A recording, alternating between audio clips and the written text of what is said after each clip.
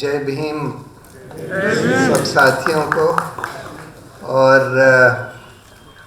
संविधान दिवस की सबको शुभकामनाएं। संवैधानिक नैतिकता की जब हम बात करते हैं तो हमारे संविधान के प्रिएम्बल में ही उसकी नैतिकता का पूरा विवरण है कि क्या नैतिकता है हमारे संविधान की। उसमें लिखा है कि we constitute a sovereign socialist secular democratic republic. उसमें आगे ये भी लिखा है कि we promising the citizens justice, social, economic and political, equality of status and opportunity, liberty of thought, expression, belief, faith and worship, and fraternity, assuring the dignity of the individual.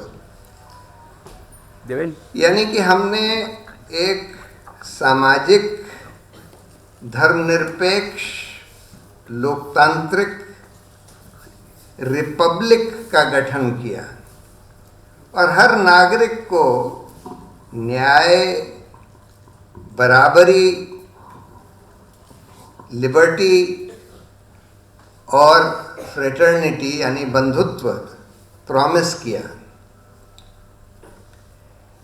अब अगर हम आज देखें कि ये जो संवैधानिक नैतिकता हमारे संविधान के प्रिएम्बल में लिखी है कि उस कसौटी पर आज हम क्या खरे उतर पाए हैं, क्या हिंदुस्तान को हम सचमुच एक सामाजिक धर्मनिरपेक्ष लोकतांत्रिक रिपब्लिक कह सकते हैं? एक मायने में कह सकते हैं कि हाँ, हमारे संविधान ने तो ये सब प्रॉमिस किया हुआ है और इसकी वजह से और इसको पाने के लिए हमने मौलिक अधिकार संविधान में बहुत सारे हर नागरिक को दिए हुए हैं। खासकर आर्टिकल 14 का कि भाई हर नागरिक बराबर है, किसी के खिलाफ डिस्क्रिमिनेशन नहीं किया जा सकता, कोई भेदभाव नहीं किया जा सकता, उसकी जात, उसके धर्म, उसकी सेक्स और किसी भी आधार पर किसी नागरिक के खिलाफ भेदभाव नहीं किया जा सकता। और उसमें सुप्रीम कोर्ट ने ये भी बोला कि इसका मतलब ये है कि सिर्फ यही मतलब नहीं है कि भेदभाव नहीं हो सकता, इसका मतलब ये भी है कि कोई भी अथॉरिटी या कोई भी सरकार आर्बिट्ररीली एक्ट नहीं कर सकती।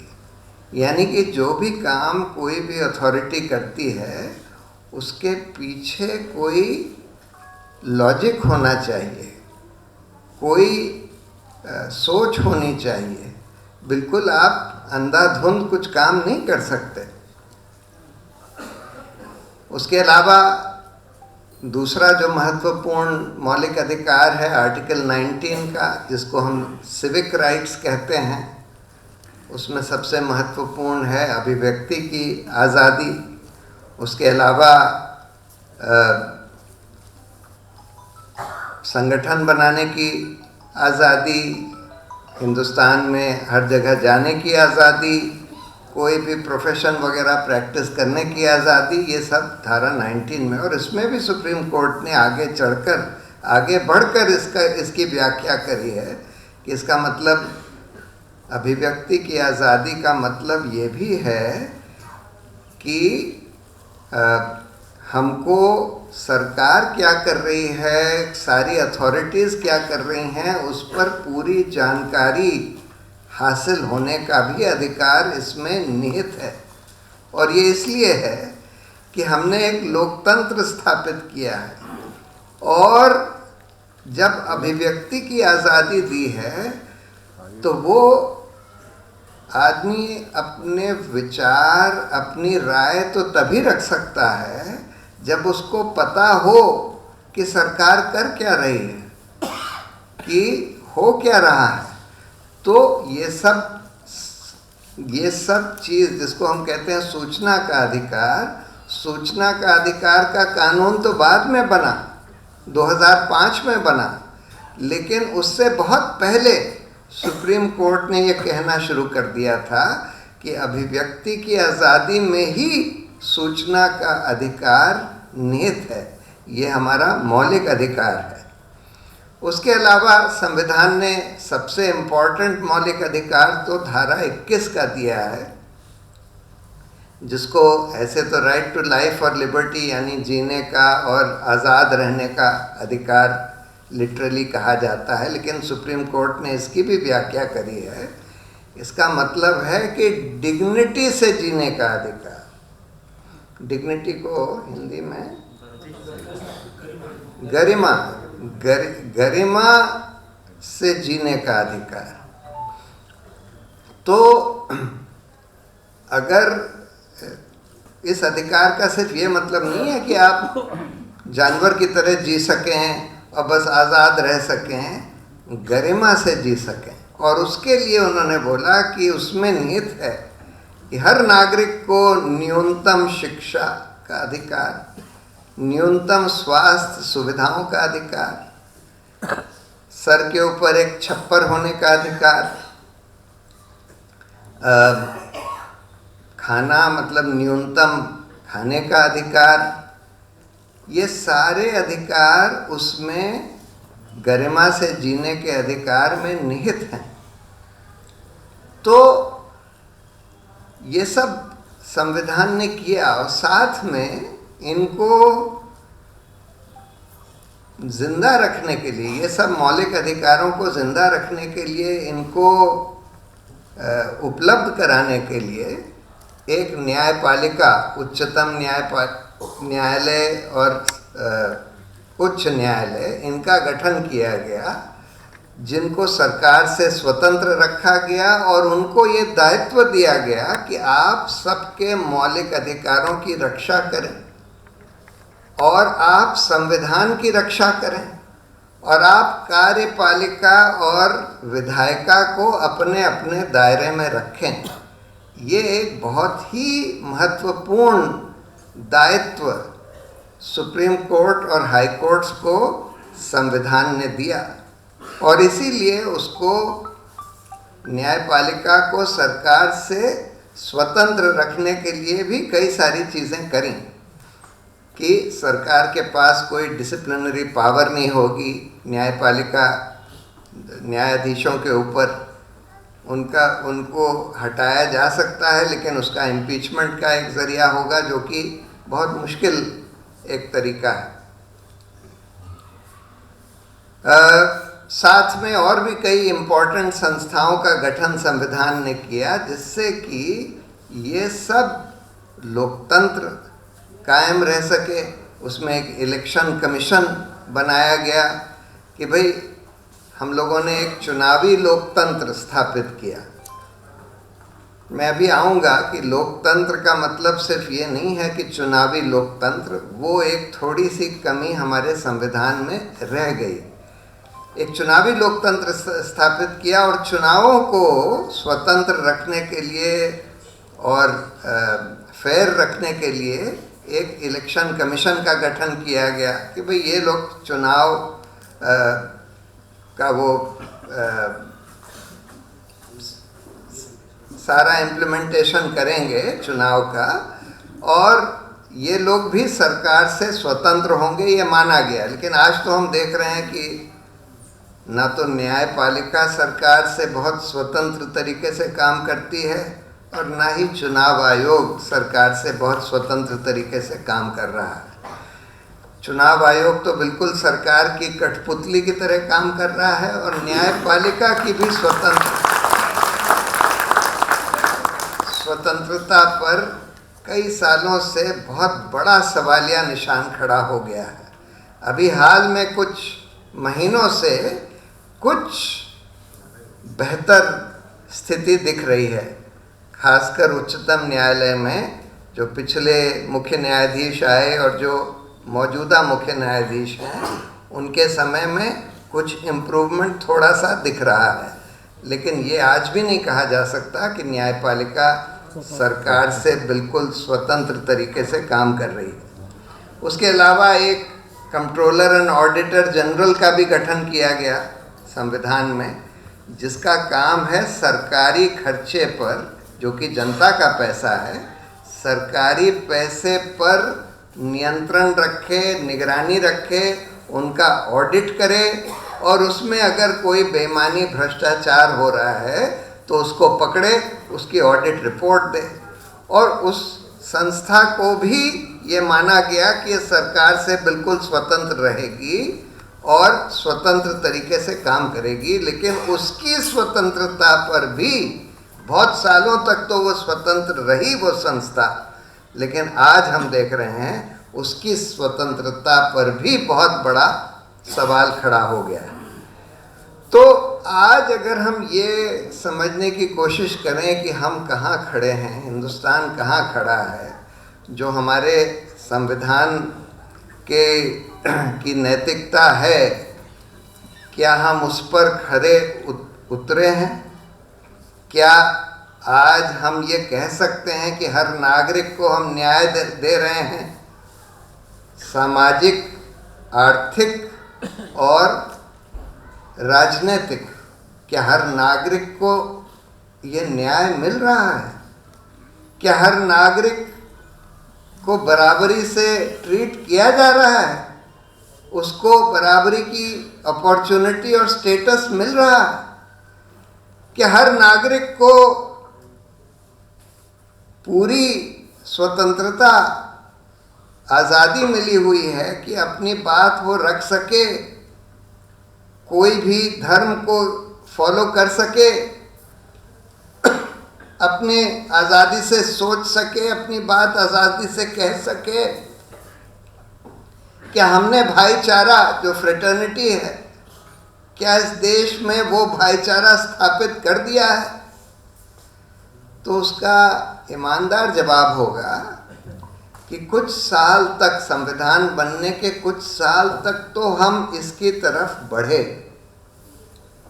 लेकिन धीरे धीरे पिछले कई सालों में, यानी कि पिछले 20 सालों में हम उल्टे तरफ फिसलते चले जा रहे हैं, और जो जो हमने नागरिकों के लिए हासिल किया था संवैधानिक नैतिकता निभाने के लिए, वो अब धीरे धीरे धीरे धीरे छिनता चला जा रहा है। मैं इसकी अभी आपको व्याख्या करके बताऊंगा कैसे।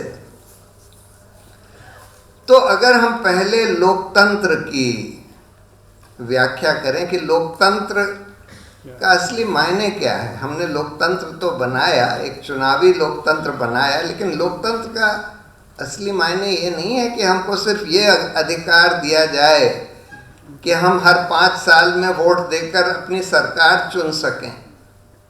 ये लोकतंत्र का मतलब नहीं है। लोकतंत्र का मतलब ये है कि लोगों की इच्छा से जो पब्लिक फैसले हैं, जो सरकार तय करती है, जो कानून बनते हैं, वो जनता की इच्छा के हिसाब से बनने चाहिए। अब ये सोचा गया कि भाई उसका तरीका बस यही है कि भाई हम चुनाव का अधिकार दे दें, वोट डालने का अधिकार दे दें, और उससे फिर जो लोगों के चुने हुए प्रतिनिधि बनेंगे वो लोग तय करेंगे कि क्या सरकार बनेगी, किस तरह के कानून बनेंगे, क्या फैसले लिए जाएंगे। लेकिन उसके दूसरे रास्ते भी हैं और बहुत सारे देशों में इम्प्लीमेंट किए जा रहे हैं। एक तरीका ये होता है कि आप, जिसको इनिशिएटिव एंड रेफरेंडम कहते हैं, कि अगर 10% लोग किसी भी, मान लीजिए राज्य के, लिखित दे दें कि हमको इस राज्य में ये कानून चाहिए या ये पॉलिसी चाहिए, अगर वो कोई अहम मुद्दा है तो उस पर रेफरेंडम, जनमत संग्रह कराया जाता है, और उस जनमत संग्रह में अगर अधिकतर लोग उसके हक में हों तो वो कानून या वो पॉलिसी अपने आप इम्प्लीमेंट कर दी जाती है, अनलेस कि वो संविधान के मूल आधार या संविधान के खिलाफ हो। अगर उसके खिलाफ नहीं है तो वो पॉलिसी जो जनमत संग्रह में अधिकतर लोगों ने जिस पर अपनी मुहर लगा दी, वो बगैर पार्लियामेंट में जाए, बगैर असेंबली में जाए इम्प्लीमेंट हो जाती है, वो कानून बन जाता है, वो पॉलिसी बन जाती है। वो हमने नहीं किया। तो जनता को हमने कोई डायरेक्ट डेमोक्रेसी, सीधा लोकतंत्र का कोई अवसर नहीं दिया। साथ में बहुत सारे देशों में ये होता है, कई देशों में, जिसको कहते हैं प्री लेजिस्लेटिव कंसल्टेशन, कि कोई कानून अगर बनना होता है, कोई कानून पार्लियामेंट में पेश किया जाता है, तो उससे पहले वो कोई पब्लिक वेबसाइट पर डाला जाता है कि भाई ये प्रपोज्ड कानून है जिस पर चर्चा होनी है, और उसमें जनता को टाइम दिया जाता है कि वो अपनी राय उस पर रख सके। वो भी हिंदुस्तान में नहीं होता। उसका एक पर्याय निकाला गया था कि अच्छा, पार्लियामेंट्री कमेटी को रेफर कर दिए जाएंगे, जो अहम कानून हैं जो पार्लियामेंट में आते हैं वो पार्लियामेंट्री कमेटी को रेफर किए जाएंगे, और पार्लियामेंट्री कमेटी फिर जनता को नोटिस देगी। उनमें से जो जनता के जो एक्सपर्ट्स हैं, जो उसके बारे में कोई राय रखते हैं, जिनकी राय महत्वपूर्ण हो सकती है, उनको बुलाएगी, उनको सुनेगी, और उसके बाद वो पार्लियामेंट्री कमेटी रिपोर्ट देगी, और उस रिपोर्ट का अध्ययन करने के बाद पार्लियामेंट में उस पर डिस्कशन होगा और फिर उस पर वोटिंग होगी। लेकिन पार्लियामेंट्री कमेटी का जो सिस्टम था, कम से कम इस सरकार ने तो पूरा ध्वस्त कर दिया। अब तो ये हालात हैं कि करीब करीब कोई कानून कोई पार्लियामेंट्री कमेटी को रेफर करा ही नहीं जाता। ज़्यादातर कानून 5 मिनट, 2 मिनट, 1 मिनट में पास कर दिए जाते हैं, शोर शराबे के साथ, बगैर कोई डिस्कशन के। कोई डिस्कशन नहीं होता। यहाँ तक कि पार्लियामेंट सेशन ही नहीं होते। अब पार्लियामेंट सेशन इतने छोटे कर दिए गए हैं कि पार्लियामेंट में कोई डिस्कशन ही नहीं हो पाता। यानी कि जो पार्लियामेंट्री डेमोक्रेसी, हम लोगों ने जो पार्लियामेंट्री लोकतंत्र भी जो स्थापित किया, उसका भी मायने धीरे धीरे खत्म किया जा रहा है कि पार्लियामेंट में कोई डिस्कशन ना हो पाए, कोई अहम कानून को पार्लियामेंट्री कमेटी में न रखा जा पाए। और एक नया तरीका अब इन लोगों ने प्यार किया है कि राज्यसभा में जाने की जरूरत ही ना हो। राज्यसभा में जब इस सरकार की मेजॉरिटी नहीं थी और इनको पता था कि ये कानून जो है राज्यसभा में पास नहीं हो पाएगा, तो ये लोग उसको बजट के साथ मनी बिल में डाल देते थे। सैकड़ों कानून पिछले 7-8 साल में बजट के साथ मनी बिल के तहत सिर्फ लोकसभा के थ्रू पास कर दिए गए, राज्यसभा में भेजा ही नहीं गया। जबकि संविधान ये कहता है कि हर कानून बनने से पहले दोनों हाउसेस की मेजॉरिटी से ही बन सकता है, यानी राज्यसभा में भी पारित होना चाहिए। लेकिन राज्यसभा में बगैर पेश करे सिर्फ मनी बिल कह के, जबकि ये मनी बिल है ही नहीं। मनी बिल का मतलब होता है जिसका सीधा सीधा बजट से कोई लेना देना हो। इतने सारे कानून जिसका बजट से कोई लेना देना नहीं था, पिछले कई साल में मनी बिल के तहत पास कर दिए गए। तो इस पार्लियामेंट्री सिस्टम को भी करीब करीब ध्वस्त कर दिया गया है। जो हमारा एक, जिसको हम रिप्रेजेंटेटिव डेमोक्रेसी कहते हैं, उसको भी। लेकिन सबसे बड़ी बात जो हुई है, जिसके चलते हुए हम लोग अब वापस गिरते चले जा रहे हैं संवैधानिक नैतिकता के पैमाने पर, वो हुआ है हमारा पूरा चुनाव व्यवस्था जो है सिर्फ पैसे और प्रोपेगेंडा के आधार पर अब चलती है। और ये क्यों हुआ, ये समझना जरूरी है क्यों हुआ। देखिए, पहली बात तो हमारा जो चुनावी सिस्टम है उसमें first pass the post 2 level पर है। फर्स्ट पास द पोस्ट का मतलब जब हम अपने कैंडिडेट के लिए वोट देते हैं तो जिस कैंडिडेट को ज़्यादा वोट मिलती हैं, चाहे उसको सिर्फ 25% ही वोट मिली हो, अगर बाकी कैंडिडेट्स को किसी एक को भी 25% से ज़्यादा नहीं मिली, तो जिसको सबसे ज़्यादा मिली चाहे 25% ही हो, उसको एकमात्र रिप्रेजेंटेटिव उस कंस्टिट्यूएंसी का मान लिया जाता है, घोषित कर दिया जाता है। उसके बाद जब सरकार बनती है तो जिस पार्टी या कोalition के पास मेजॉरिटी होती है, यानी 51% लेजिस्लेटर्स, एमएलए या एमपी अगर उनके पास हैं, उन्हीं की सरकार बन जाती है। बाकी जो विपक्ष है उसके पास चाहे 49% एमएलए या एमपी हों, उनका सरकार में कोई लेना देना नहीं होता। इसकी वजह से जब हम लोग वोट देते हैं तो हम सिर्फ ये नहीं देखते कि कौन सबसे अच्छी पार्टी है, कौन सबसे अच्छा कैंडिडेट है, हम ये भी देखते हैं कि इस कैंडिडेट या पार्टी के जीतने का कुछ चांस है कि नहीं। अगर हमको लगता है कि जीतने का इसका कोई चांस नहीं है तो हम उसको वोट नहीं देते। फिर हम ये देखते हैं कि जिन पार्टियों का या जिन कैंडिडेट्स का जीतने का कुछ चांस है, उनमें से जो हमको कम खराब लगता है उसको वोट दे देते हैं। अब हम ये कैसे समझते हैं कि किस कैंडिडेट या पार्टी का जीतने का चांस है या नहीं?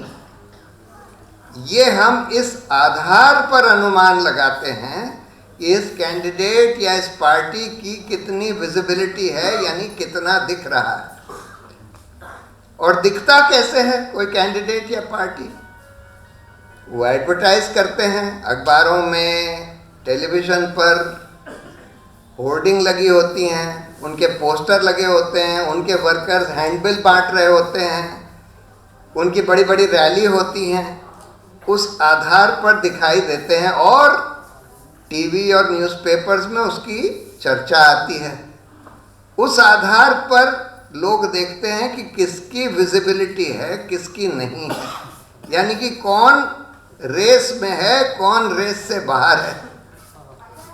ये सब पैसे के आधार पर होता है। आज आप इश्तिहार, होर्डिंग, पोस्टर, बड़ी बड़ी रैलियां भी आप आज पैसे के आधार पर होती हैं। मोदी जी की रैली में क्या लोग ऐसे आते हैं? सबको पैसे देकर कॉन्ट्रैक्ट दिए जाते हैं कि तुम 50 बस ले आओ, तुमको हम 50 लाख दे देंगे या 1 करोड़ दे देंगे। 50 बस के 1 करोड़ दिए जाएंगे, 50 बस भर कर ले आओ, और सब लोगों को 500-500 रुपये दिए जाते हैं रैली में आने के लिए। और उस आधार पर दिखाया जाता है कि भाई इतनी बड़ी रैली हो गई, इतने लोग आ गए, उनके तो जीतने का बड़ा अच्छा चांस है। सब कुछ पैसे से हो रहा है। और वर्कर्स भी पेड वर्कर्स होते हैं, उनको आप पैसे दे के बोलिए कि भाई जाकर आप हैंडबिल डिस्ट्रीब्यूट करिए। जिनके पास पैसा नहीं है वो तो विजिबल होते ही नहीं। तो प्रॉब्लम ये हो गई है। और पैसा किसके पास है? पैसा तो उन्हीं लोगों के पास है जो कि सत्ता में है या भ्रष्ट हैं। अभी जो इलेक्टोरल बॉन्ड्स जो अनाउंस हुए, ज़्यादातर पैसा उन्हीं के पास है। बहुत कम ऐसे इंस्टेंसेस होते हैं कि पॉलिटिकल पार्टियों के पास ईमानदारी का पैसा हो और सफिशिएंट पैसा हो कि उससे उनकी कोई विजिबिलिटी हो जाए। अभी ये इलेक्टोरल बॉन्ड सरकार ने, देखिए, तो इस वजह से पैसे की अहमियत चुनाव में कम करने की ज़रूरत थी। और पार्लियामेंट ने भी ये माना और कानून पास किया कि कोई कैंडिडेट जो है 75 लाख से ज़्यादा खर्च नहीं कर सकता, यानी कि लिमिट लगा दी कि इससे ज़्यादा खर्चा नहीं कर सकते। लेकिन ये नहीं लिखा। जब ये नोटबंदी करी मोदी जी ने तो बोला कि हम कैशलेस सोसाइटी बनाना चाहते हैं, यानी कि हम ये चाहते हैं कि हर नागरिक सारे ट्रांजैक्शंस बैंक के थ्रू करे, कैश से ना करे, नकद ना करे। अब आम आदमी तो ऐसा नहीं कर सकता कि सारे ट्रांजैक्शन बैंक के थ्रू हों, लेकिन आप पॉलिटिकल पार्टी और कैंडिडेट्स के लिए तो कानून बना सकते थे कि भाई पॉलिटिकल पार्टी और कैंडिडेट्स जो हैं अपना पैसा जो है नकद नहीं खर्च करेंगे, सिर्फ बैंक के थ्रू करेंगे। अगर नकद करेंगे तो उसको करप्ट प्रैक्टिस माना जाएगा और उनका चुनाव रद्द कर दिया जाएगा। अभी तो ये हो रहा है कि 75 लाख लिमिट है या 70 लाख लिमिट है, लेकिन 10-10 करोड़ लोग खर्च करते हैं और इलेक्शन कमीशन को झूठा अकाउंट दे देते हैं, सब कैश में खर्च करते हैं, तो आप उनको पकड़ भी नहीं पाते। इलेक्शन कमीशन तो खैर अब स्वतंत्र भी नहीं है, तो जो रूलिंग पार्टी के लोगों को तो पकड़ना भी नहीं चाहता। लेकिन उससे बड़ी चीज़ जो हुई है, उससे और बड़ी चीज़ जो हुई है कि कैंडिडेट के ऊपर तो आपने लिमिट लगा दी, लेकिन पॉलिटिकल पार्टी कितना खर्च कर सकती है, एक कैंडिडेट के ऊपर कितना खर्च कर सकती है, उस पर कोई लिमिट नहीं लगाई। पिछले चुनाव में 2019 में कहा जाता है कि भाजपा ने 50,000 करोड़ खर्च किए। 50,000 करोड़, उसका क्या मतलब है कि हर कंस्टिट्यूएंसी पर 100 करोड़, 100 करोड़। अब अगर लिमिट एक कैंडिडेट की 70 लाख है तो आपने उससे 150 गुना पैसा तो पार्टी ने खर्च कर दिया। तो कैंडिडेट की इलेक्शन लिमिट का कोई मतलब ही नहीं है। अगर आपने पार्टी के खर्चे पर कोई लिमिट नहीं लगाई तो कोई मतलब ही नहीं है। अब इन्होंने 3-4 और नई चीज़ें कर दी। एक इलेक्टोरल बॉन्ड्स इंट्रोड्यूस कर दिए। इलेक्टोरल बॉन्ड क्या होता है कि नोट की तरह कागज होता है जिसका डिनोमिनेशन 1 करोड़, 10 लाख, 1 लाख। आप स्टेट बैंक से जाकर वो नोट जिसको इलेक्टोरल बॉन्ड कहते हैं, सिर्फ फ़र्क ये है कि वो नोट जो है आप सिर्फ पॉलिटिकल पार्टी को ही दे सकते हैं, वही उस नोट को बुना सकती है। अब उसमें किसी का नाम नहीं लिखा होता, किसने वो बॉन्ड खरीदा, किसने किस पार्टी को दिया। इलेक्शन कमीशन को सिर्फ इतनी जानकारी मिलती है, इस पार्टी को इतने इलेक्टोरल बॉन्ड मिले, इस पार्टी को इतने मिले। अब जो जानकारी मिली है उससे ये निकल कर आया कि अभी तक करीब 12-15 हज़ार करोड़ के इलेक्टोरल बॉन्ड खरीदे गए हैं और उसमें से 70% इलेक्टोरल बॉन्ड सिर्फ भाजपा को गए हैं, एक पार्टी को, और बाकी 30% बाकी 50 पार्टियों को मिलाकर गए। क्यों? मेरा ये मानना है कि अगर ये पता लगे कि किसने ये इलेक्टोरल बॉन्ड खरीद कर भाजपा को दिए, ज़्यादातर वो मिलेंगे उन कंपनियों के उन लोगों ने दिए हैं जिनको भाजपा की सरकार ने कोई कॉन्ट्रैक्ट दिया या कोई उसका फ़ायदा कराया। यानी सीधे तौर पर घूस दी जा रही है इलेक्टोरल बॉन्ड के तरीके से। तो एक ये आपने खोल दिया। उसके अलावा फॉरेन कंट्रीब्यूशन रेगुलेशन एक्ट बनाया था कि विदेशी पैसा पॉलिटिकल पार्टियां, कैंडिडेट्स और पब्लिक सर्वेंट्स यानी कि जज, मंत्री, ये लोग ना ले सकें विदेशी पैसा। अब हम लोगों ने एक केस में कांग्रेस और भाजपा दोनों को पकड़ लिया विदेशी पैसा विदेशी कंपनी से लेते हुए। हाई कोर्ट ने बोला कि इनका प्रोसिक्यूशन करिए, दिल्ली हाई कोर्ट ने। इन्होंने कानून को बदल दिया रेट्रोस्पेक्टिव इफेक्ट से और ये लिख दिया कि अगर कोई विदेशी कंपनी अपने हिंदुस्तान में जो 100% सब्सिडियरी है उसके थ्रू पैसा देती है तो उसको विदेशी पैसा नहीं माना जाएगा। यानी कि आपने राफेल कंपनी को 60,000 करोड़ का कॉन्ट्रैक्ट दे दिया जो मोदी जी ने दिया 2015 में, और उस कंपनी ने हिंदुस्तान में एक सब्सिडरी खोल ली, जो कि खोल ली है। उस कंपनी ने अगर मान लीजिए 10% आपको घूस मिलनी है उस सौदे में, 6,000 करोड़ की अगर घूस मिलनी है, उस कंपनी ने अपनी सब्सिडियरी से 6,000 करोड़ के इलेक्टोरल बॉन्ड्स खरीदे और आपको, आपकी पार्टी को दे दिए, और किसी को नहीं पता लगेगा, इलेक्शन कमीशन को भी नहीं पता लगेगा कि भाजपा को राफेल कंपनी ने घूस दे दी इस सौदे के लिए। और ये चल रहा है, बड़े पैमाने पर चल रहा है, और इसको ये सरकार चलाती जा रही है। इन्होंने, ये लोग लाए और चलाते जा रहे हैं। तो आपने विदेशी पैसा भी पॉलिटिकल पार्टियों के पास आ जाए वो भी खोल दिया। एक और कानून बना हुआ था कि कोई कंपनी अपने प्रॉफिट का 7.5% एनुअल प्रॉफिट का 7.5% से ज़्यादा पैसा पॉलिटिकल डोनेशन के तहत किसी पॉलिटिकल पार्टी को नहीं दे सकती। ये कानून बना हुआ था, ये कानून भी बदल दिया गया और अब ये हटा दिया गया और ये कह दिया गया कि कितना भी पैसा, कोई भी कंपनी कितना भी पैसा पॉलिटिकल पार्टी को डोनेशन के तहत दे सकती है। और ये सारे बदलाव करे गए मनी बिल के थ्रू। अब देखिए, इसका कोई सरकारी पैसे से कोई लेना देना नहीं है, तो बजट के थ्रू, बजट में आप इन कानूनों को डाल दें, फिर भी डाल दिया गया। और ये सब तो पैसे की अहमियत कम करने के बजाय, ऐसा कानून लाने के बजाय कि भाई पॉलिटिकल पार्टी और कैंडिडेट्स कुछ भी लेन देन करेंगे तो बैंक के थ्रू ही करेंगे, जिससे कि कम से कम ट्रैक किया जा सके, उसके बजाय आपने बिल्कुल उल्टा कर दिया। पैसे की अहमियत और बढ़ा दी, और पैसा करीब करीब सारा के सारा पैसा भाजपा के पास, रूलिंग पार्टी के पास ही आता है, क्योंकि वही लोग कॉन्ट्रैक्ट्स वगैरह देते हैं।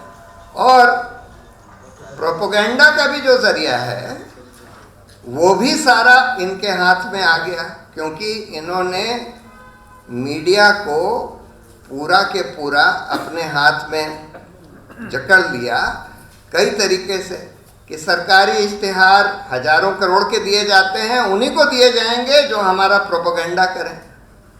जो प्रोपोगेंडा नहीं करेगा उसको सरकारी इश्तिहार नहीं दिए जाएंगे। फिर जो उससे भी नहीं माना, जैसे एनडीटीवी, उसको पहले तो उनके खिलाफ इनकम टैक्स रेड करा दी, एनफोर्समेंट डायरेक्टरेट का एक्शन करा दिया। मतलब ये सारी एजेंसी इसका इस्तेमाल करते हैं उनको अपने कब्जे में, उनको डराने के लिए, अपने कब्जे में करने के लिए। जो उससे भी नहीं माना, तो अब वो अडानी ने खरीद लिया है एनडीटीवी का मेजॉरिटी शेयर।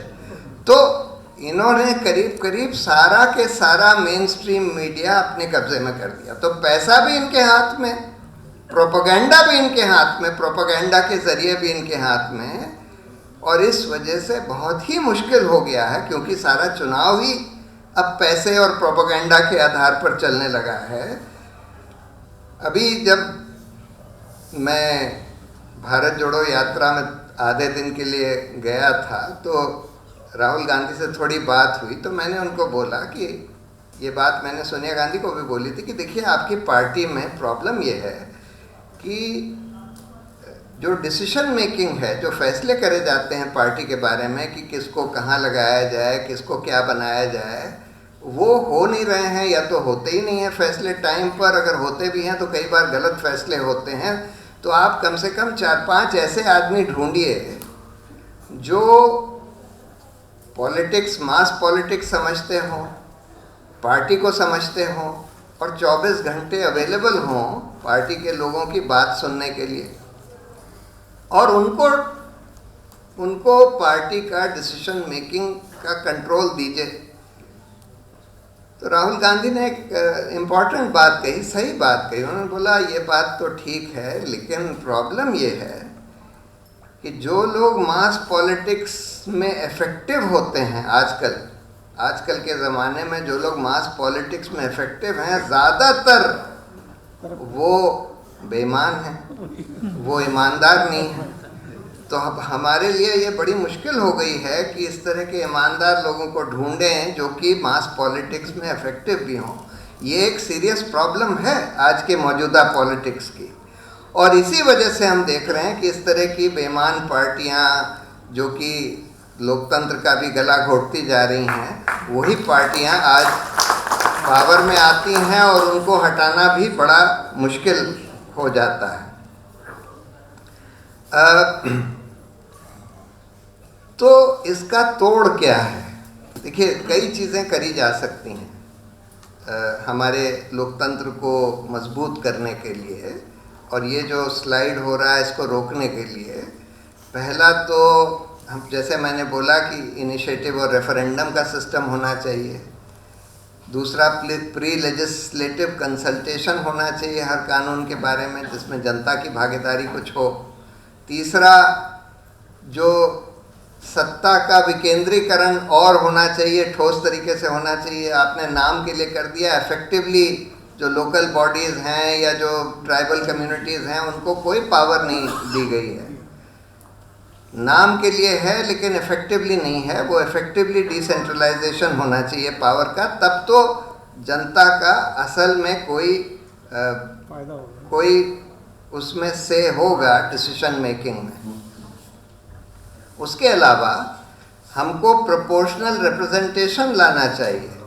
ये रिकमेंडेशन कई बार करी गई है। प्रोपोर्शनल रिप्रेजेंटेशन में ये होता है कि पार्टी अपनी लिस्ट देती है और उस लिस्ट में मान लीजिए उस पार्टी को 2% वोट मिलते हैं, तो उसके 2% लोग तो पार्लियामेंट में जाते हैं या असेंबली में जाते हैं।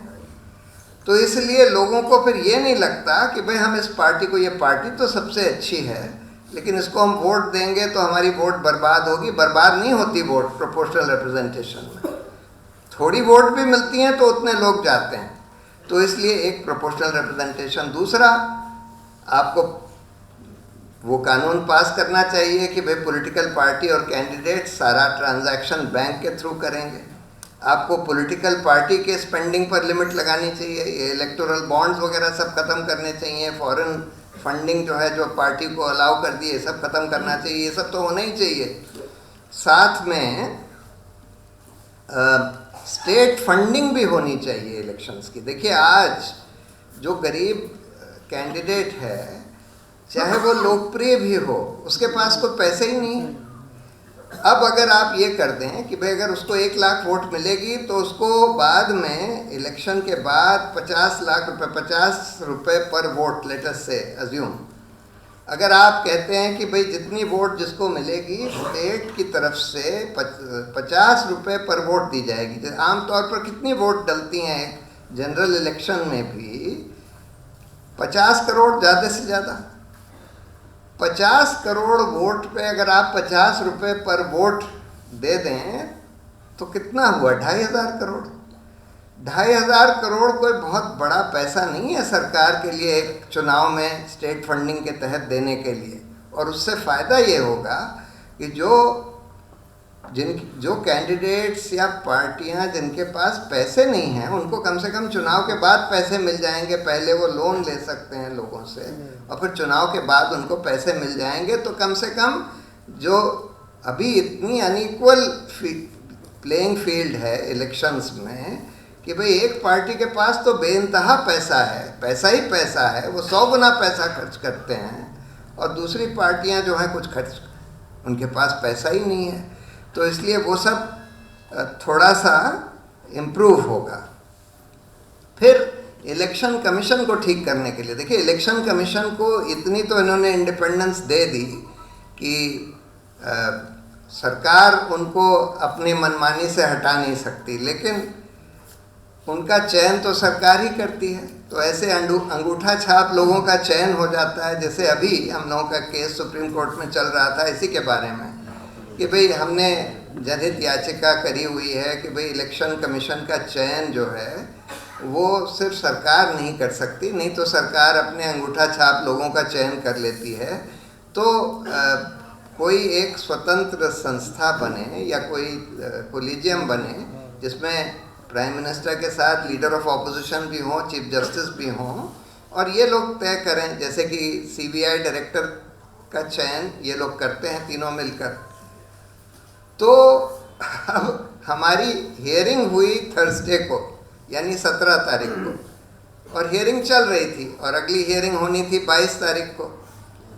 17 तारीख को हियरिंग शुरू हुई, और मैंने बोला कि देखिए इसमें हमारी एक इंटरिम एप्लीकेशन भी है कि या तो आप जल्दी से केस तय कर दीजिए, क्योंकि एक पोस्ट इलेक्शन कमीशन की खाली है, और उस पोस्ट का चयन भी सिर्फ सरकार ना कर दे, कोलिजियम के थ्रू होना चाहिए। उन्होंने बोला हाँ ठीक है।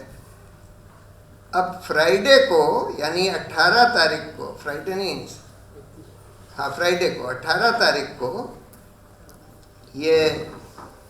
ये लोग क्या करते हैं, एक आदमी को पकड़ लेते हैं, कोई अरुण गोयल, कोई सेक्रेटरी थे गवर्नमेंट के, उनका वॉलंटरी रिटायरमेंट, रूल ये कहता है कि 3 महीने का नोटिस देना होता है, बगैर नोटिस के उनका वॉलंटरी रिटायरमेंट उसी दिन 18 तारीख को करा दिया।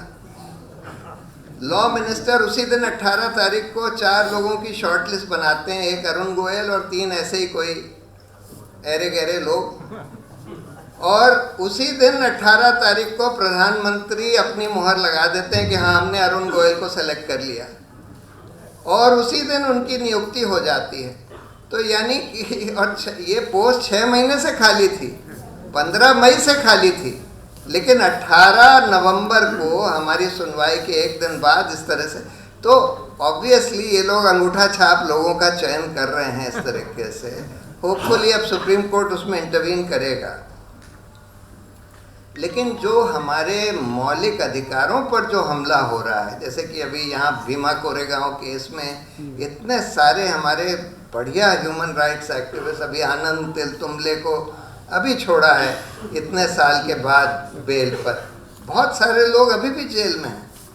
इन्होंने बिल्कुल झूठे केस बनाकर, बिल्कुल फर्जी केस बनाकर, और इसमें तो मतलब वो पेगासस सॉफ्टवेयर के थ्रू उनके कंप्यूटर में कोई फर्जी ईमेल डालकर उस आधार पर केस बनाकर यूएपीए के केस उनके खिलाफ बना दिए हैं कि प्रधानमंत्री को असैसिनेट करने की साजिश कर रहे थे वगैरह वगैरह। ऐसे ऐसे लोग जो कि मतलब कभी सोच भी नहीं सकते कोई हिंसा की बात, उन लोगों के खिलाफ आपने ऐसे ऐसे केस बना दिए, और यूएपीए का चार्ज लगा दिया कि जिससे बेल भी ना मिल सके। तो ये तो दुरुपयोग सारी एजेंसीज का बिल्कुल धड़ल्ले से किया जा रहा है इस सरकार के द्वारा। सारा CBI, income tax, enforcement directorate, NIA, सब का दुरुपयोग किया जा रहा है एक्टिविस्ट के खिलाफ, जर्नलिस्ट के खिलाफ और पॉलिटिकल ऑपोजिशन के खिलाफ। और इसमें दायित्व बहुत बड़ा न्यायपालिका का है, क्योंकि न्यायपालिका को ये दायित्व दिया गया है कि आप मौलिक अधिकारों की रक्षा करें। तो न्यायपालिका इसमें पिछले कई साल से तो पूरी तरह से चरमरा गई थी। अब थोड़ा सा कुछ होप दिख रहा है पिछले कुछ महीने से, लेकिन हम देख रहे हैं कि बिल्कुल मतलब कोई भी अहम केस में कोई फैसला सरकार के खिलाफ नहीं गया पिछले 7-8 साल में, जिसमें भी सरकार का कोई बहुत इम्पोर्टेंट पॉलिटिकल स्टेक था। और ये क्यों हो रहा है, ये 4 सीनियर जजेस ने एक प्रेस कॉन्फ्रेंस करके बताया था। जब ये दीपक मिश्रा चीफ जस्टिस थे तो उन्होंने प्रेस कॉन्फ्रेंस करी और ये बोला कि देखिए ये चीफ जस्टिस जो हैं वो 4 जजेस, उनके अगले 4 जजेस थे, नंबर 2, नंबर 3, नंबर 4, नंबर 5। उन्होंने बोला कि चीफ जस्टिस अपनी पावर कौन सा केस किस जज के सामने लगाया जाएगा उसका दुरुपयोग कर रहे हैं, और जो बहुत पॉलिटिकली सेंसिटिव केसेस हैं अपने चहेते बेंचेस के सामने भेज रहे हैं, और इससे लोकतंत्र खतरे में है। और ये होता रहा, एक के बाद एक 4 ऐसे चीफ जस्टिस आए जिनके समय में, जिनके कार्यकाल में, बल्कि 5 ऐसे आए जिनके कार्यकाल में ये सब होता रहा। उसके बाद जब से ललित साहब आए और प्रेजेंट जो चीफ जस्टिस हैं वो आए हैं, तब से थोड़ा सा चेंज हुआ है। ये क्यों हुआ? देखिए, न्यायपालिका में बहुत सारी प्रॉब्लम्स हैं। पहली प्रॉब्लम तो यही है कि आम आदमी तो न्यायपालिका में प्रवेश ही नहीं कर सकता, क्योंकि उसके पास न्यायपालिका जाने के लिए पैसे ही नहीं हैं, उसके पास वकील एंगेज करने के लिए पैसे ही नहीं हैं। हम लोग बहुत दिन से कह रहे हैं, और उसके बाद फिर ये कानून भी बनाया गया, ग्राम न्यायालय कानून बना 2007 में या 2010 में। उसमें ये कहा गया है कि सब तहसील ब्लॉक लेवल पर ग्राम न्यायालय को बनाया जाएगा, और वहाँ पर जो नॉर्मल ऑर्डिनरी केसेस हैं उनकी सुनवाई और उनको तय किया जाएगा। वहाँ पर नॉर्मल जजेस होंगे, उनका जजेस का चयन थोड़ा फर्क तरह से, लेकिन वो जज होंगे। और वहाँ पर ये CPC CRPC बहुत रिजिडली अप्लाई करने की ज़रूरत नहीं है, मतलब इनफॉर्मल सिस्टम होगा जहाँ पर आम आदमी बगैर वकील के भी जा सके। अब इतने साल हो गए, ग्राम न्यायालय का गठन किया ही नहीं गया। मतलब जितने बनने थे, कम से कम 6000 ग्राम न्यायालय बनने थे देश में, 6000 में से अभी 200-300 ही बनाए गए। तो पहली तो ये प्रॉब्लम है। दूसरी प्रॉब्लम ये है कि केसेस लंबित रहते हैं, तारीख पर तारीख मिलती रहती है। उसके दो कारण हैं। एक कारण तो ये है कि जजों की संख्या कम है, बढ़ानी चाहिए, लॉ कमीशन कई बार कह चुका है। दूसरा कारण ये है कि जो जज का चयन हो भी रहा है, जिन जजों का चयन हो भी रहा है, वो कई बार ऐसे हैं या तो निकम्मे हैं या भ्रष्ट हैं। तो चयन की प्रक्रिया सही करने की ज़रूरत है। और हम लोग इतने दिन से कह रहे हैं कि भाई चयन का बहुत, हमारे पास तो रोज़ केसेस आ रहे हैं ना, रोज़ हम देख रहे हैं कि लोअर जुडिशरी में भी चयन गड़बड़ा गया है, और हायर जुडिशरी में तो बिल्कुल, मतलब अब वैसे तो कोलिजियम तय करता है, लेकिन कई बार हम देखते हैं कि उसमें भाई भतीजावाद खूब चलता है। अरुण मिश्रा थे, उन्होंने अपने नेफ्यू को बनवा दिया। मतलब ऐसा इतना हो रहा है भाई भतीजावाद इस कोलिजियम सिस्टम में कि, और कायदे से एक फुल टाइम बॉडी की ज़रूरत है जो जजों का चयन करे।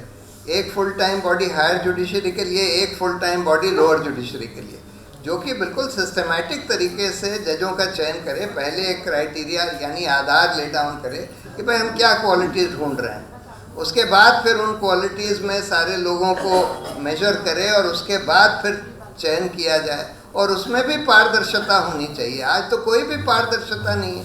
हमको तो जब अपॉइंटमेंट हो जाता है उसके बाद पता लगता है कि इसका फलां का अपॉइंटमेंट कर दिया गया। अगर पहले से पता होता तो कई लोगों के बारे में हम कह सकते थे, या लोग कह सकते थे कि भाई ये तो नालायक है, इस वजह से नालायक है, इस वजह से। तो देयरफॉर वो तो कुछ होता ही नहीं।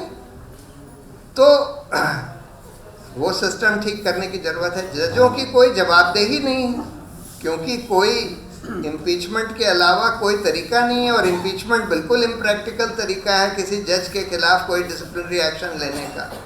तो इसलिए हम लोग का शुरू से कहना है कि भाई आप एक बिल्कुल स्वतंत्र आयोग बनाइए, जिसको जजेस जुडिशल कॉन्डक्ट कमीशन कह सकते हैं, जो चाहे कहिए, जिनका काम ये हो कि वो कंप्लेंट्स रिसीव करें और उनको तय करें कि भाई उसकी इंक्वायरी करें, और उसके बाद तय करें कि इस जज के खिलाफ क्या एक्शन होना चाहिए। लेकिन उसमें बिल्कुल स्वतंत्र लोग, जो सरकार से भी स्वतंत्र हों, न्यायपालिका से भी स्वतंत्र हों, ऐसे लोग होने चाहिए। और उनका चयन एक ब्रॉड बेस्ड सिलेक्शन कमेटी के द्वारा किया जा सकता है। इसी तरह से जुडिशल अपॉइंटमेंट्स कमीशन का भी सरकार का कोई रोल नहीं होना चाहिए, ना तो अपॉइंटमेंट्स में, ना जजेस के रिमूवल में। तो बहुत सारे रिफॉर्म्स होने थे, लेकिन एक नई जो प्रॉब्लम खड़ी हो गई है न्यायपालिका की स्वतंत्रता की। देखिए, इसका एक कारण तो पहले से था कि जजों को रिटायरमेंट के बाद सरकार नौकरियां दे देती है। अभी अरुण मिश्रा जी को बना दिया ह्यूमन राइट्स कमीशन का चेयरमैन, किसी और को बना दिया कोई और कमीशन का चेयरमैन, वगैरह वगैरह। ये सब, किसी को राज्यसभा मेंबर बना दिया ये गोगोई साहब। तो ये प्रॉब्लम तो पुरानी है, और इससे निपटने के लिए इसका सोल्यूशन ये है कि जजों को, मैं ये नहीं कहता कि जजों को रिटायरमेंट के बाद कोई कमीशन या ट्राइब्यूनल में नहीं अपॉइंट किया जा सकता, किया जा सकता है, लेकिन उसमें सरकार का कोई हाथ नहीं होना चाहिए। बिल्कुल स्वतंत्र कमेटी तय करे कि किस जज को रिटायरमेंट के बाद कोई अगर पोस्ट देनी है, कोई कमीशन या ट्राइब्यूनल में लगाना है तो किसको लगाना है। सरकार का उसमें ज़ीरो रोल होना चाहिए। दूसरी प्रॉब्लम जो नई खड़ी हो गई है वो ये है, देखिए कानून ये कहता है कि जजों की नियुक्ति कोलिजियम करता है, हाई कोर्ट सुप्रीम कोर्ट के कम से कम, और कोलिजियम जब रेकमेंड करता है तो सरकार सिर्फ एक बार रेकमेंडेशन को वापस कर सकती है कि भाई ये हमको ठीक नहीं लगता, आप इसको फिर से सोचिए, पुनर्विचार करिए। पुनर्विचार के बाद जब कोलिजियम यूनैनिमसली रीटरेट करता है तब सरकार के पास कोई ऑप्शन नहीं होता, उसको अपॉइंट करना पड़ता है। लेकिन इस सरकार के दौरान हुआ ये है, हम लोगों ने तो उसका पूरा अध्ययन किया कि 50 ऐसे जजेस हैं जिनका रिकमेंडेशन गया, सैकड़ों ऐसे जजेस हैं जिनका रिकमेंडेशन कोलिजियम ने किया और उस पर सरकार ने कोई जवाब ही नहीं दिया, बैठे रहे, सालों साल बैठे रहे। अब उसका आगे बढ़ ही नहीं सकता, ये ना तो वो नोटिफिकेशन इशू कर रहे हैं ना उसको रिटर्न कर रहे हैं। दूसरा कि वापस किया सरकार ने, कोलिजियम ने यूनैनिमसली रीटरेट भी कर दिया, फिर भी उनकी नियुक्ति नहीं करी, नोटिफिकेशन ही नहीं इशू किया। कई ऐसे लोग हैं, 20 ऐसे लोग हैं जिनका कि रीटरेशन के बाद भी नियुक्ति नहीं करी। तो जहां इस सरकार को लगता है कि भाई ये आदमी इंडिपेंडेंट होगा, ये हमारी बात नहीं मानेगा, वहाँ वो या तो बैठे रहते हैं उसके ऊपर, रिकमेंडेशन के ऊपर, या फिर वापस करने के बाद भी और यूनैनिमस रीटरेशन के बाद भी नोटिफिकेशन इशू नहीं कर रहे। तो ये नई प्रॉब्लम खड़ी हो गई है। इस पर हम लोगों ने पिटिशन फाइल करी हुई है कि भाई आप लॉ मिनिस्टर को बुला के जेल भेजिए।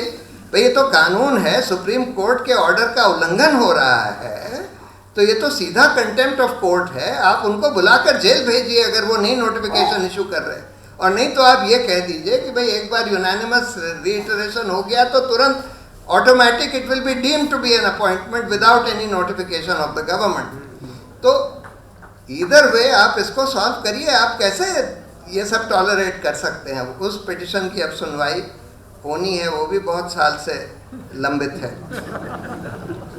तो पर सबसे खतरनाक तरीका जो इस सरकार ने अख्तियार किया है न्यायपालिका की स्वतंत्रता को ख़त्म करने का, वो ये है, सारी एजेंसीज को लगा दो, IB, CBI, IT, enforcement directorate, NIA, सबको लगा दो कि भाई इस जज और इसके जो नज़दीकी रिश्तेदार हैं इसकी सब कुछ खोज करके एक डोसियर बनाकर हमको दो। अब उसमें अगर उस जज की कोई वीकनेस पकड़ी गई है उसके किसी नज़दीकी रिश्तेदार की, तो उसका इस्तेमाल करके उसको ब्लैकमेल किया जाएगा। और अगर वो जज जो है वो चीफ जस्टिस है और उसकी आपने कोई वीकनेस पकड़ ली, तब तो आधी न्यायपालिका आपके हाथ में आ गई। और यही हुआ है, यही हुआ है। तो ये एक बहुत ही खतरनाक चीज़ हुई है हाल में, और इसका कोई हम लोगों को समाधान निकालना पड़ेगा, नहीं तो न्यायपालिका की स्वतंत्रता। एक वीरास्वामी का जजमेंट सुप्रीम कोर्ट ने दिया था। वीरास्वामी में ये बोला था कि किसी जज का प्रोसिक्यूशन तब तक नहीं हो सकता जब तक चीफ जस्टिस उसकी परमिशन ना दे। वो भी पूरा ठीक नहीं है, सिर्फ चीफ जस्टिस के हाथ में ये छोड़ना ठीक नहीं है। कम से कम 5 जजों का कोलिजियम होना चाहिए। मास्टर ऑफ रोस्टर का सिस्टम चेंज होना चाहिए। हम लोगों ने पिटिशन दी थी, अनफॉर्चुनेटली सुप्रीम कोर्ट ने उस समय खारिज कर दी थी कि भाई सिर्फ चीफ जस्टिस के हाथ में ये नहीं होना चाहिए कि कौन सा केस किसके यहाँ लगेगा। कम से कम 5 जजेस ये तय करें, सिर्फ चीफ जस्टिस अकेले ना तय करें। तो ये सारी प्रॉब्लम्स हैं जिसकी वजह से न्यायपालिका आज बहुत स्वतंत्र तरीके से काम नहीं कर पा रही है। अब सवाल ये है कि हम लोग करें क्या। देखिए, प्रॉब्लम्स तो मैंने बता दी, लोकतंत्र में बहुत सीरियस प्रॉब्लम्स हैं, क्या रिफॉर्म्स होने चाहिए, जुडिशरी में बहुत सीरियस प्रॉब्लम्स हैं, क्या रिफॉर्म्स होने चाहिए, वगैरह वगैरह। लेकिन अब हम कैसे करें, क्योंकि जो लोग सत्ता में बैठे हैं उनको तो इस व्यवस्था का फ़ायदा हो रहा है। पैसे और प्रोपोगंडा से अगर इलेक्शन जीते जा रहे हैं तो वो क्यों, उनको तो उसका फ़ायदा मिल रहा है, तो वो क्यों रिफॉर्म करने वाले हैं।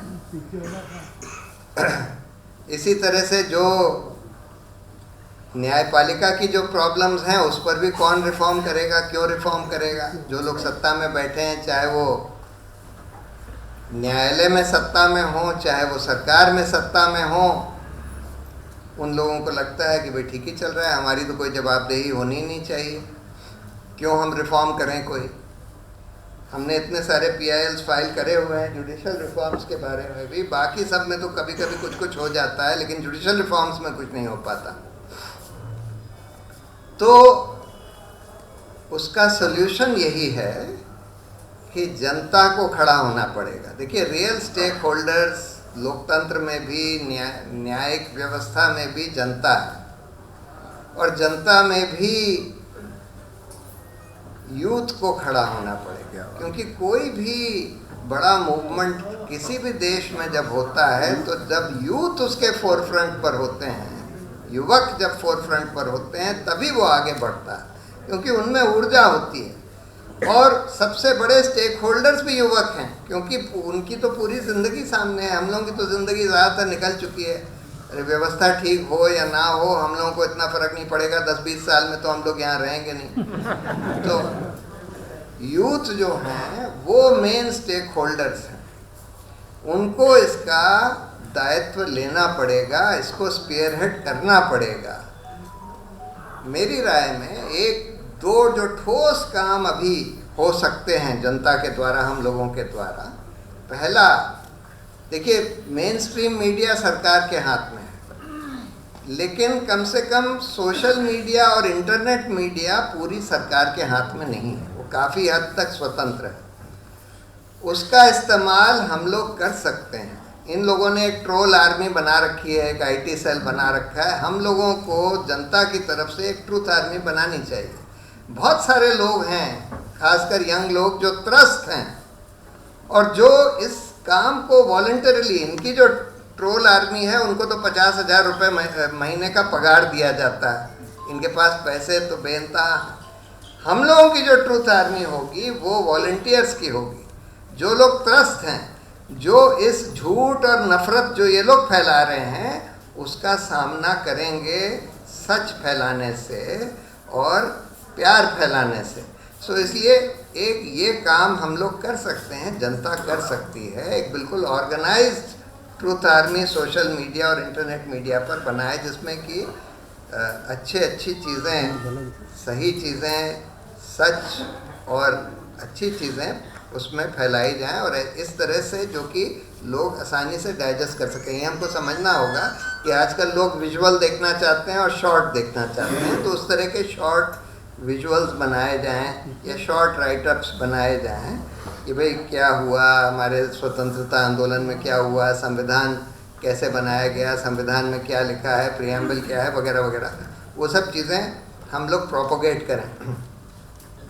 दूसरा एक बड़ा मूवमेंट मुझे लगता है कि आज एम्प्लॉयमेंट के ऊपर, बेरोज़गारी के ऊपर, रोज़गार के ऊपर एक बहुत बड़ा मूवमेंट खड़ा किया जा सकता है देश में, क्योंकि मेरे राय में वो एक इतनी बड़ी समस्या है और उसमें सीधे सीधे यंग लोग जो हैं, जो हमारे देश की युवा पीढ़ी है, वो सीधे उससे अफेक्ट हो रहे हैं। तो एम्प्लॉयमेंट के ऊपर एक बड़ा मूवमेंट जिसके 4 एलिमेंट्स होंगे। पहला, जैसे कि उस समय लोकपाल का एक मूवमेंट हुआ था, उससे भी कहीं बड़ा मूवमेंट एम्प्लॉयमेंट के ऊपर इस देश में खड़ा हो सकता है। आज बिल्कुल उसके लिए बिल्कुल समय जो है राइप है। उसके 4 एलिमेंट्स होंगे। पहला, राइट टू एम्प्लॉयमेंट का कानून। हम लोग मांग ये करें, मैंने एक छोटा सा ड्राफ्ट बनाया था कि भाई हर एक जना जो कि 21 साल से लेके 60 साल तक का है, उसको राइट टू एम्प्लॉयमेंट है। यानी कि अगर वो मांगे कि भाई हमको एम्प्लॉयमेंट चाहिए और मेरे पास कोई एम्प्लॉयमेंट नहीं है, तो उसको सरकार का दायित्व है कि वो न्यूनतम जो वेजेस हैं, जो भी हैं 200-250 रुपये रोज़, जो 300 रुपये रोज़, जो भी न्यूनतम वेजेस हैं, उस पर उसको कम से कम कोई एम्प्लॉयमेंट दिया जाए उसके घर से 100 किलोमीटर के अंदर। और अगर सरकार वो नहीं दे सकती तो अनएम्प्लॉयमेंट अलाउंस उसका आधा दिया जाए।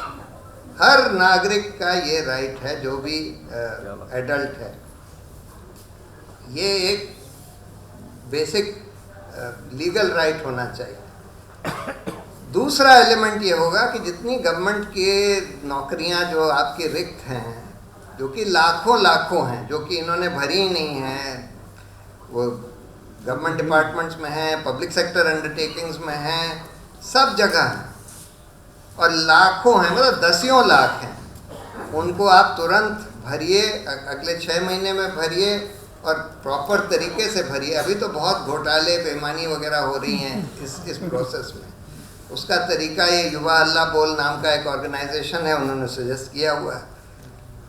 तीसरा, ये पब्लिक सेक्टर अंडरटेकिंग्स, खासकर ये बैंक्स और रेलवेज और इन सब में जो प्राइवेटाइजेशन, निजीकरण किया जा रहा है, पोर्ट्स, एयरपोर्ट्स, ये सब बंद होना चाहिए। क्योंकि देखिए, दो तरह की संस्थाओं में सरकार को या तो मोनोपोली होनी चाहिए, या फिर government has to occupy commanding heights of that sector. दो तरह के सेक्टर्स होते हैं। एक तो मोनोपोलिस्टिक सेक्टर, जैसे रेलवे एक मोनोपोलिस्टिक सेक्टर है, एयरपोर्ट मोनोपोली है, पोर्ट मोनोपोली है, एक ही पोर्ट होता है, एक ही एयरपोर्ट होता है, एक ही रेलवे होती है। तो उसको अगर आप प्राइवेटाइज कर देंगे तो प्राइवेट मोनोपोली बन जाती है। अब अडानी ने ये सब प्राइवेट पोर्ट्स इनको दे दिए गए, प्राइवेट एयरपोर्ट्स दे दिए गए, सब प्राइवेट मोनोपोलीज बन गई हैं, लूट रहे हैं लोगों को, लूट रहे हैं। प्राइवेट मोनोपोलीज तो लूटती हैं, तो प्राइवेट मोनोपोलीज नहीं हो सकती। जहाँ जहाँ मोनोपोलिस्टिक सेक्टर है वहाँ गवर्नमेंट होनी चाहिए। दूसरी बात, बहुत सारे ऐसे सेक्टर्स होते हैं, जैसे बैंक का सेक्टर है, एजुकेशन है, हेल्थ है, जहाँ पर सब्सिडी देनी होती है। आपको किसानों को लोन देना है, चाहे आपको पता है कि हो सकता है लोन वापस नहीं आएगा। आपको एजुकेशन देनी है, चाहे फ्री में देनी हो, सरकार का दायित्व है। आपको बेसिक हेल्थ केयर, न्यूनतम हेल्थ केयर देनी है, फ्री में देनी है, वो प्राइवेट सेक्टर नहीं कर सकता।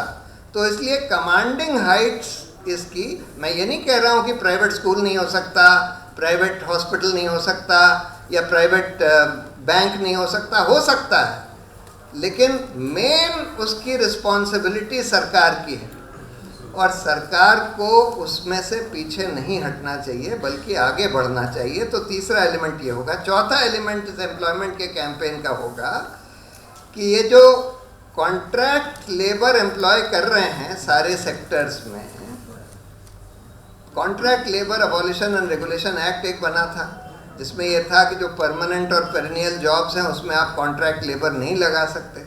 लेकिन ये लोग परमानेंट जॉब्स में भी लगाते चले जा रहे हैं, प्राइवेट सेक्टर भी, पब्लिक सेक्टर भी, सब लोग लगा रहे हैं, तो कानून के खिलाफ। तो ये सब बंद होना चाहिए, रेगुलर एम्प्लॉयमेंट होना चाहिए। फिर कॉन्ट्रैक्ट लेबर तो बिल्कुल एक्सप्लॉयटेशन होता है इनका। सो ये 4 एलिमेंट्स पर मुझे लगता है, मेरा मानना है कि आज इस देश में बहुत बड़ा आंदोलन खड़ा किया जा सकता है, और ये आंदोलन बिल्कुल सरकार को हिला देगा और बहुत उनको बाध्य कर देगा कि इसमें से कई सारी मांग उनको माननी पड़ेंगी, जिससे बहुत फर्क पड़ेगा।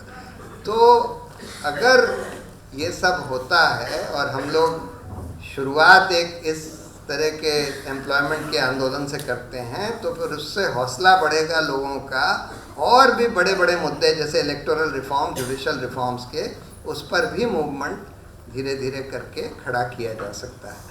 यही सब मैं कहना चाहता था। मेरी बात थोड़ी लंबी हो गई। बहुत बहुत धन्यवाद।